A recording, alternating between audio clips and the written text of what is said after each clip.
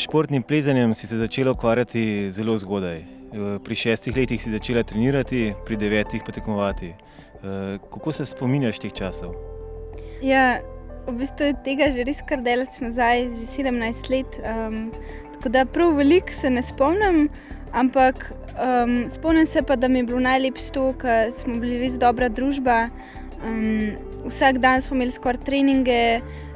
Tisti prvi občutki, ko sem pa videla plezalno steno, so bili pa res nekaj posebnega.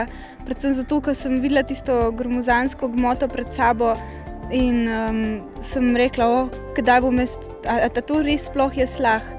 In potem smo začeli plezati malo in potem sem videla, da kar gre in je bilo res super. Tako da ful imam dobre spominje v bistvu na ta leta. Danes si v bistvu v športnemu plezanju popolnoma predana. Ta dejavnost ti tudi nenazadnje usmerja življenje. Kako izgleda recimo ena tvoja tekmovalna sezona? Ja, naša tekmovalna sezona je v bistvu kar dolga, predvsem zato, ker se začenja zdaj že konec marca, začetek aprila, konča pa tam nekje konec novembra, ponavadi v Kranju. Ker tekmujem v 2 disciplinah, tako v balvanih kot v težavnosti, imam kar nekaj tekem več, kot tisti, ki tekmujejo samo v eni disciplini. Tako da na leto v bistvu znese to ene recimo slabih 20 tekem na svetovni ravni. Potem so pa zraven še državna prvenstva, tako da tekmovalna sezona je v bistvu kar dolga, ampak tako, kar rada tekmujem, mi res ni nič težko. Kako pa na primer izgledajo treningi, kako treniraš? Treniram v bistvu večinoma na umetnih stenah, tako na malih umetnih, kot na velikih. Na velike se v bistvu velikokrat peljem tudi v tujino, ker pri nas nimamo nekih dobrih pogojev glede tega. Tako da zdaj treniram tako od 5-krat do 6-krat na teden. Ponavadi tako, da 2 dni plezam, en dan počivam in tisti dan potem se ukvarjam s kakšnim drugim športom, recimo tekom. Trening je približno dolg 3 ure samega plezanja, potem so pa zraven na začetku pripravljalnega obdobja še razne specifične vaje, ki so bolj usmerjene v razvoj moči zgornje ekstremitete, se pravi bolj teh ramen, pa samih rok, pa hrbta. Tako da treningi so v bistvu čisto odvisni od samega obdobja. Že kar nekaj časa treniraš pod vodstvom Aleša Jensterleta, ki je tudi selektor slovenske članske reprezentance. Kako bi opisala vajino sodelovanje? Ja, v bistvu Aleš je bil moj trener že v otroških letih, potem sva pa tam nekje okrog 2. letnika srednje šole za 3 leta prekinila sodelovanje, vsak sva šla malo svojo pot. Potem sva se pa leta 2006 oktobra spet našla, predvsem s tem, ko smo začeli pisati knjigo Z glavo in srcem do vrha z Martino Čufar in z njim. Tako da najino sodelovanje bi lahko opisala res samo z eno besedo, da je res odlično. Pač so obdobja, ko pač so včasih tudi kakšne krize, ampak nikoli pa ni tako nobene take krize, da bi lahko ogrožili kakšen najino sodelovanje. Tako da, ne vem, jaz lahko rečem samo to, da sem mu res hvaležna za ves njegov trud in dobro voljo, ki jo v bistvu vlaga vame, pa za vse, kar dobrega naredi zame, kar je res človek, ki lahko daš sam kapo dol pred njim. Kako bi opisal Natalijo kot športno plezalko? Ja, Natalijo že zelo dolgo poznam, tako da lahko rečem, da je pripravljena zelo veliko časa in energije vložiti v športno plezanje, se pravi v njen napredek. Natalija ima smisel za plezanje, ampak ta smisel je premalo.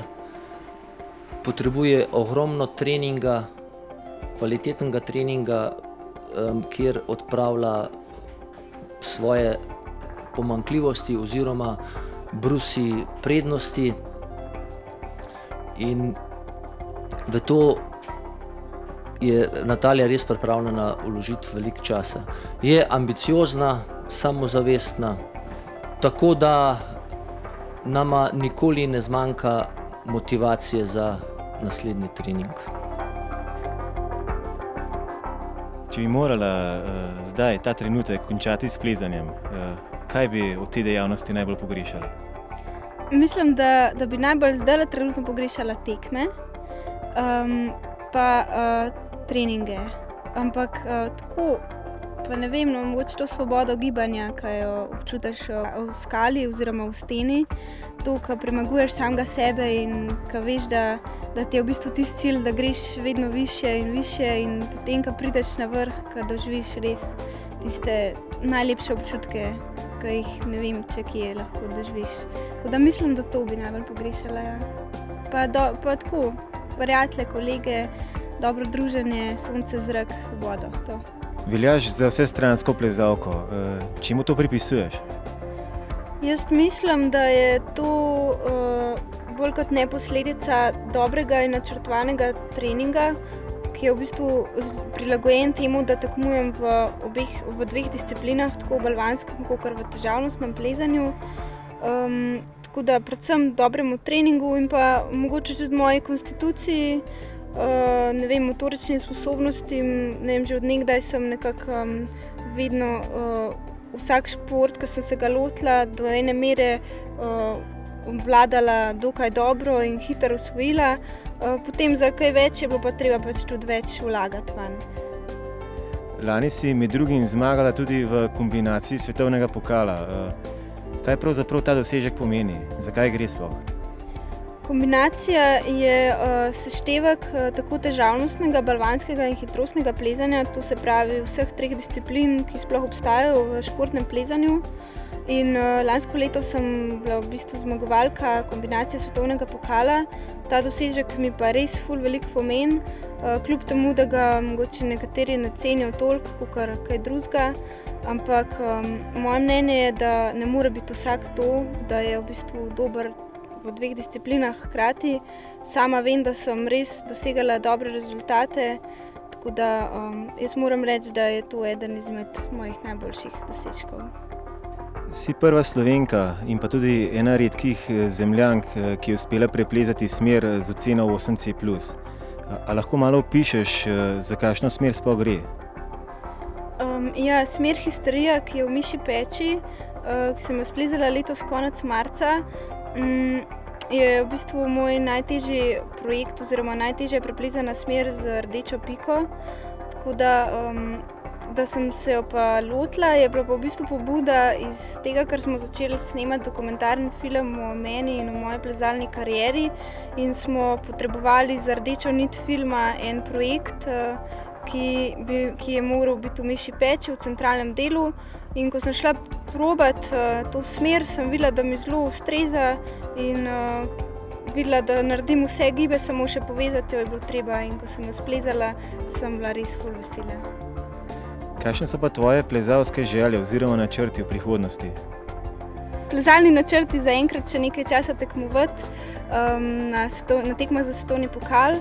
Predvsem pa to, da bom lahko samo plezala in da bom res na tekmah konstantno lahko pokazala svojo pripravljenost oziroma svojo formo, da ne bo večjih nihanj in da bo pač čim več stopničk in čim več dobrih rezultatov. Potem pa bomo videli, kaj bo iz tega.